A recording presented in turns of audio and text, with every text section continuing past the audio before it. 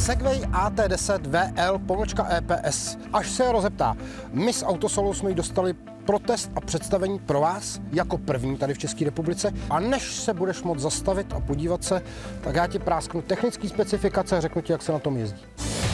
Užitkovej, ale i volnočasový stroj potřebuje hlavně pořádnou sílu. Jak je ta čtyřkolka ještě úplně nová, nezašpiněná, tak tady trošku motor vidět je.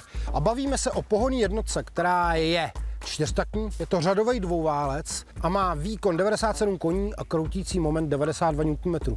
Nepodstatná, ale zajímavá je hodnota zrychlení u té čtyřkolky z 0 na 100 km 8 sekund. Motor je chlazený kapalinou a olejem a zajímavostí je, že tím olejem jsou dochlazovaný i písty. Samozřejmě můžu používat pohon 2x4 nebo 4x4 s elektrickým přepínáním. Diferenciály jsou na obou nápravách, vepředu i vzadu, a vzadu má možnost aktivace uzávěrky. A je vybavená tažným zařízením, jehož kapacita je 700 kg. AT10 VL, to VL znamená, že ta čtyřkolka má větší rozchod. Oni dělají dva typy, s menším a s větším. Objem nádrže je 23 litrů benzínu. Takže dlouhý ježdění a klidně i s celou rodinou. Hned tak jsem na to vlez, tak cítím stupačky. Jasně nemám ty nohy na těch gumových umělohmotných plotnách, ale opravdu tady mám železný, bytelný, zubatý stupačky, aby mi neklouzaly v terénu nohy. Spolujezdec tady má poměrně hodně místa, má ty zubatý stupačky taky. A když povezeš starýho tchána, tak tady máš madla pro zombíka. Hlavně, aby Segwayi i ti dříve narození rozuměli. Bez problémů.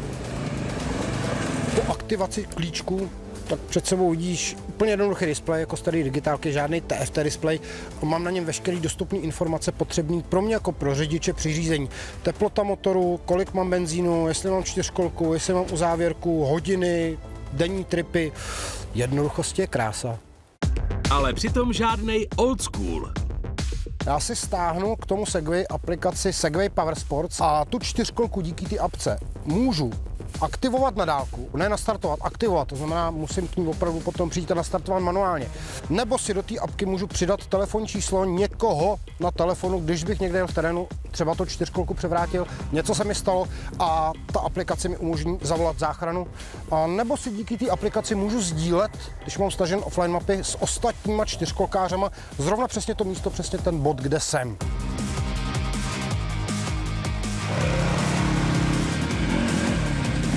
Ten řadový dvouválec má krásně lineární chod, skoro žádný vibrace, to se mi strašně líbí. Jo, nejde to do řidiče a to zrychlení je poměrně hodně velký. To je jako, bavíme se o skoro 100 koních, jelikož je plyn na palec, abych si za něj netáhl v tom terénu, tak to zrychlení, jakýkoliv škubnutí, prostě tu čtyřkolku vystřelí hrozně rychle dopředu. A nemyslím si úplně, že to patří do ruky začátečníkům, protože opravdu to je hodně živý. Díky tomu tvrdšímu podvozku já krásně cítím, co se pode mnou děje. Jo? Dostávám ty informace takový, jaký mám mít. A já všeobecně ty čtyřkolky moc... nemusím. Mám z nich velký respekt, protože ono to hrozně rychle kopne. Neznamená to, že máš 4 kola, že se nemůžeš převrátit. Taky hrozně rychle může vyvést z omylu. Ještě mě napadá, že bych mohl trošku podfouknout do toho terénu gumy, že jsou dost tvrdý, že by to korespondovalo s tím hutným podvozkem. Co překvapivý je, když ten plyn uberu, tak ta čtyřkolka brzdí poměrně razantně, už jenom tím motorem. Tam prostě ten objem je znát a objem něčím neobješ. Však taky za zhruba 300 000 čekám, že to trochu pojede po silnici, ale i v terénu. Co se průchodnosti týče, je na tom díky lepší světlé výšce lépe CF Moto Gladiator. Ve srovnání s testovaným Segwayem AT10 však bude o poznání užší.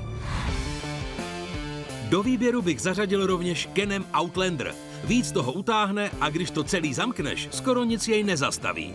Tebe ovšem může přibrzdit vyšší pořizovací cena. Ale teď už pokračujeme v testu Segwaye. Řízení AT10 je poměrně hodně intuitivní záležitost. Dneska to bylo těžký, protože jak je po zimě, tak ta zem ještě nestačila úplně rozmrznout. A přesto, že jsem to vzal do těžkého terénu, abych vám mohl zprostředkovat ty dojmy z řízení toho stroje, tak občas byly ty louže, které vím, že jsou hodně hluboký, byly zamrzlý. A ty koleje úplně nepovolily, opravdu ten podklad byl velice náročný. A jak jsem zmínil na začátek, že to řízení bylo intuitivní a pro mě příjemný, myslím si, že to je díky tomu širokému rozchodu kol. Souvisí to se stabilitou. To je to, co na těch čtyřkolkách moc nemám rád, že opravdu jedu nějaký negativní odklony a ty čtyřkolky bývají docela úzký, ten rozchod tam není velký a ta čtyřkolka má tendenci se přehoupnout na druhou stranu. To se u AT10 neděje. Jde samozřejmě o to, kde jedeš a jakým stylem. Když jsem vyjel, tak mi ten podvozek připadal tvrdý, hutnej. Následně jsem jel opravdu hodně rychle po rozbitý bývalý tankový cestě, panelový.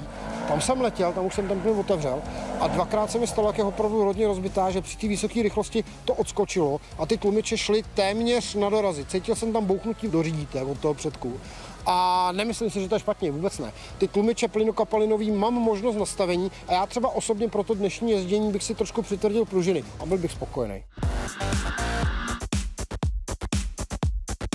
Segway ve mně zanechal hluboký dojem. Ta čtyřkolka je určená jak na práci, tu udělá 100%, tak pro zábavu nebo pro nějaký rodinný vejlety a ty udělá 100% taky. Já jsem spokojený. Teď úplně nakonec mě napadlo, já jsem zmiňoval v průběhu popisování čtyřkolky, že dělají dva typy. S širokým rozchodem kol a s úzkým rozchodem kol. Tram, tada! Tady máš obě dvě vedle sebe. Stejný rozvor, stejná technika. Verze VL je však o něco delší a hlavně o víc jak 20 čísel širší a taky o 30 táců dražší. A rezimé. Dvě věci mi byly proti srsti. Přeřazení do neutrálu, na zpátečku, rychlou, pomalou, taky na pravé straně. Já jsem zvyklý tím plynem pomáhat, mít tu pravou ruku na tom plynu. Nevím, jestli to je tím, že jsem pravák, ale pouštět tu pravou ruku, řadit, tak mi bylo prostě proti srsti, bylo to nepříjemné. A druhá věc, a to byla fakt hodně protivná, a jakmile je ta čtyřkolka nastartovaná a já nemám aktivovanou parkovací brzdu, tak na mě pípá pořád, jak kdyby tam byla někde skovaná bomba.